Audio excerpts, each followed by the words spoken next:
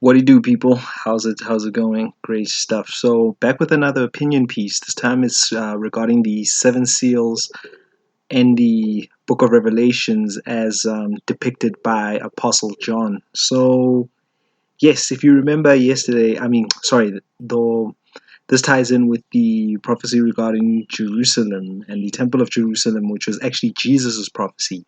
Now I'm just expanding upon that because here's what I come to learn when I promise to research and understand a little bit more regarding the seven seals as depicted in Revelation 6, right? So I know the last time I did not fully go into it and reveal it, but yeah, what I've come to understand is that as Revelation 6 was pretty much similar to the account as given by Jesus' prophecy in Matthew 24.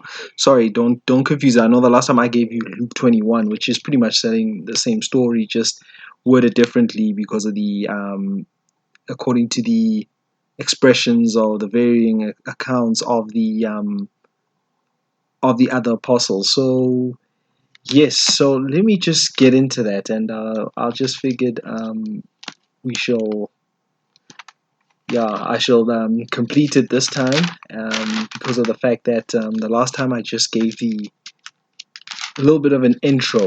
And so, what I'm going to do uh, at each seal, right, I'm going to stop and I'm going to give you my understanding and my interpretation of it. This is why it's an opinion piece. This is not a prophecy as per se that belongs to me. So, or what I was given in terms of a vision or dream from God at all. So, this is not it at all. So, I just need to give you this as clean and as best as I can so that all of you can just take it in and apply it to your understanding as well. And I'm just going to apply it to my understanding. Now, before I get into Revelation 6 regarding the seals, I did say to you that, funny enough, I received a newsletter the day I was actually giving that whole prophecy and I was publishing it regarding my take on Jesus's prophecy and these terms of his return. And this is what I just thought to myself. Now, also, if you consider that I had a previous account which I put onto my Patreon already regarding the Lion of Judah and the Rabbi. Okay, so if you have not checked that out and you'll go on my Patreon, I'm very transparent. You'll see there's nobody there that actually went on there, but one thing I've realized about life, and especially when you do God's work, right, is that people will only appreciate it later on. And this is also for other content producers also on YouTube or whatever platform. It's that it takes a while. You just have to keep on working and keep doing this. So it's okay. But I would say for the benefit of your enrichment and all that, and especially to understand where I'm coming from, just head on over to my Patreon. Certain things I discuss because they cover little personal matters in my life, and here on YouTube I give out my, not to say this is not me, but I sort of give you what's acceptable in terms of personal disclosure, So yeah, on this front, it's just my how can I say, social front, and then on to my Patreon is more my personal zone, more where you get to know the person a little bit more. Hence why I can't give everyone, all my access, and that's just something you should learn as well, people, that not everyone deserves you. So hence, what is on my Patreon, well, it's up to you whether you want to take it or not. And if the YouTube is good enough for you, then it's good enough for you. Ain't no big deal. I'm only just thankful that you came on, clicked, and you move on with your day. Because you help my algorithms and you help get the message out there. So who am I to jump on you for not subscribing. So I've just learned that in gratitude. So with that said, let me get into this and just let you guys know that with the seal, I got this thing about a seal. A friend of mine, or actually a relative of a friend, actually, to be honest, is a sibling of a friend, had written something about her account with a seal, with an actual animal. And then I was thinking, maybe I should get on to the seals, and hence why I kind of stopped midway in the last video. So here I go. All right, so I'm starting this again. This is Revelation chapter 6, and to tie it in with Luke 21 and Matthew 24, okay? Then I saw the Lamb break open the first of the 7 seals, and I heard one of the 4 living creatures say in a voice that sounded like thunder, "Come." I looked, and there was a white horse. Its rider held a bow, and he was given a crown. He rode out as a conqueror to conquer. Okay, so this is the first seal. Now, I'm stopping there because at Revelation 6 verse 2, because I just want to break this down. The first seal. What I've come to think of this is that this is someone who was given a great authority, because there was a white horse. Okay, a white horse, meaning that now I haven't seen the actual meanings, okay, and the various interpretations as yet, but what you would take out of it was that he rode out as a conqueror, even though it looked like he had come in peace and he had been given a crown. All right? Okay. Then the Lamb broke open the second seal, and I heard the second living creature say, "Come." Another horse came out, a red one. Its rider was given the power to bring war on the earth, so that people should kill each other. He was given a large sword. Okay. Now, over there, with the second seal, that means that this creature, who was then carrying a sword but riding on a red horse, had the power to bring war on earth. So now this is about the wars that we're seeing right now, which ties into what Jesus also said about one first, the one will be wearing a crown, who will then act like me and imitate me, right? And will say he's the Son of Man, or he is the Messiah. Meanwhile, he's actually out to conquer. So, yes. Now, I'm sorry I'm jumping around. I'm going to the first one. It's just that I want to give a little bit of a pretext now, because what I have seen, and I'm talking about my personal experience, because I have to tie this into my personal experience so that I can give you my understanding. Otherwise, it's empty. People, right, have seen. Now, the great thing of what is a symbol of crown. Crown is a symbolic thing of meaning power, okay? And that's why they spoke about a conqueror, meaning that he'll have the power. And even though he has a bow, it means that he actually is out to do damage. And what I will say is this, is that if he has power, it means that he can pass laws, right? So the first thing that you see are laws. And what is the first symbol where we've seen from 2020? 2020 was the year of vision.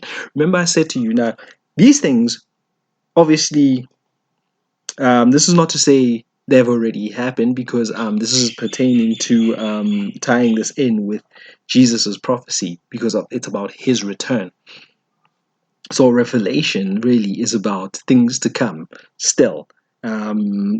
So yeah, when we talk about the Lamb, first of all, we're talking about Jesus. If you remember when I said Jesus can be as ferocious as a lion, hence my lion thing and my judgment depiction, and also the Lamb, because he was as gentle as a lamb when he sacrificed to the not to the universe, or to the world, that we may then be absolved of our sins and our sinful nature, so that when we go through him, we don't, he can then speak on our behalf as to how we went about doing the will of God, and whether we get into his kingdom, right? So that's just what we are all answerable for our actions. Now, having said that, have we seen anybody claiming that they can forgive our sins? Of course, we've seen that. I'm not going to go into that detail. It's just something that sort of has already happened. And yeah, something I should actually do on a separate video. But for the purpose of this prophecy, I'm just sticking to that. And we've seen that with the crown, being that we last year, the year of vision, right, 2020, and I've talked about the cyclical nature of things, and how things can always come back around. We saw the coronavirus, and corona means crown in Spanish. Or I don't know if it's actually Latin, but I know in Spanish. I was trying to actually learn that language. I should get back to that. But we've already seen that, and laws were passed all of a sudden, just like, no, you cannot do this. Oh, you have to do this. You have to stay at home. You have to wear a mask. All of this stuff. So that goes to show that law is the main pretext and something to actually behold. Okay, where passing of legislation has been something that is has been has been part of our narrative, especially for the past 100 years or so. And yes, this ties in with the fact that we also had the world wars, in the last century too. So a lot of things can sort of come into the fore here. It's just an opinion piece, like I said. I'm not saying everything I'm saying is final. So I'm going to go into the next one and continue on Revelations verse 5 about the third seal. Okay. Then the Lamb broke open the third seal, and I heard the third living creature say, "Come." I looked, and there was a black horse. Its rider held a pair of scales in his hand. I heard what sounded like a voice coming from among the four living creatures, which said, "A liter of wheat for a day's wages, and 3 liters of barley for a day's wages. But do not damage the olive trees and the vineyards." So now, guys, this is about famines, right? This is things where I've seen in countries like in Zimbabwe, where I for one have noticed that, and I've been there. I went there in 2017, where food was so scarce, and that they took a whole barrels of money just to get a loaf of bread, for example. So I'm just saying that we've seen these things. These things have playing out as we go along. So we are seeing famines, and we are seeing people taking advantage of things where even like I was going back into the same country where their money was no longer no good, so they had to use other forms of currency, like you're just saying here. But a liter of wheat for a day's wages and 3 liters of barley for a day's wages. So, and it also goes on not to damage the olive trees and the vineyards, meaning that really you need to perhaps grow your own sustenance, because going into the retail and the supermarkets is heavy, even in this current climate that we're in because of the lockdowns, where it's something which sort of perpetuated, where people are losing jobs, right, and money is getting scarce. So yeah, money is getting scarce, and people have pretty much traded in their jobs, like in South Africa, for donations or group of handouts. Okay, and again, now I'm going to move on to the to the fourth seal. Okay, which is in Revelation 6 verse 7. Then the Lamb broke open the fourth seal, and I heard the fourth living creature say, "Come." I looked, and there was a pale colored horse. Its rider, named Death, and Hades followed close behind. They were given authority over a quarter of the earth to kill by means of war, famine, disease, and wild animals. So now this is about taking out a quarter of the world's population. Hmm. A fourth living creature looked, and there was a pale colored horse. Its name was Death and Hades. I mean, this is just something. A quarter of the earth. No coincidence. Just look at the number. Fourth horse, 1/4, 1/4. Amazing. So anyway, moving on to Revelation 6 verse 9. Then the Lamb broke open the fifth seal. I saw underneath the altar the souls of those who have been killed because they have proclaimed God's word and they've been faithful in their witnessing. They shouted in a loud voice, Almighty Lord, holy and true, how long will it be until you judge the people on earth and punish them for killing us? Each of them was given a white robe, and they were told to rest a little while longer until the complete number of their fellow servants and fellow Christians had been killed as they had been. Yeah, so now you see that with the fourth and the fifth seal, mainly what is this about was it brought about all the people who were persecuted for their faith, and in the seal before that was just about a decimation of the human population, a quarter of which, and now it's deeply identifying that this is about taking out the Christians and those who are practicing faith in the Lord, and yeah, anyway, let's go to the sixth one. And I saw the Lamb break open the sixth seal, and there was a violent earthquake, and the sun became black, like coarse black cloth, and the moon turned completely red like blood. The stars fell down to the earth, like unripe figs falling from the tree when a strong wind shakes it. The sky disappeared, like a scroll being rolled up, and every mountain and island was moved from its place. Then the kings of the earth, the rulers and the military chiefs, the rich and the powerful, and all other people, slave and free, hid themselves in caves and under rocks onto mountains. They called out to the mountains and to the rocks, Fall on us and hide us from the eyes of the one who sits on the throne and from the anger of the Lamb. The terrible day of their anger is here, and who can stand against it? Right. Now that was talking about the wrath of God. And if you remember when I was talking about, and also the lamb there, what I was saying is also stands for Jesus, who the one who sacrificed himself, for our sins, and saying that the persecution of Christians and everybody else who else also suffered, it will be accounted for, and it will start coming. Like I'm saying right now, we are seeing like massive amounts of deaths due to quote unquote is it COVID? Okay. Also, what we've seen here is that all these powerful military people, like we've seen the military keeping people in their homes, things like the police and all of that. So right now, I've also said to you, like where I've made the Donald Trump prophecies that the military, not just the military, but the heads of state have also ensured that they are going to rig elections and they're going to do as they want because they think that they're holding power. But come the day where they'll have to answer. Anyway, I only read 6 seals. So, sorry, I actually, yeah. Did I read? Yes, I wrote, yes, I did the 6 seals, but there were actually, 7. So, check this out. So, I have to go on for the 7th seal, okay? And let me open up the 7th seal, which is on Revelations 8.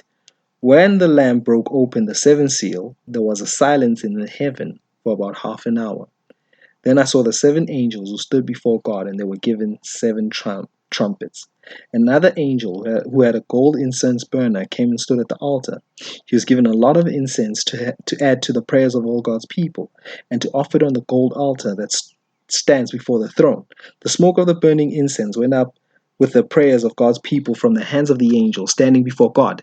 Then the angel took the incense burner, filled it with fire from the altar, and threw it on the earth. There were rumblings and peals of thunders, flashes of lightning, and earthquake.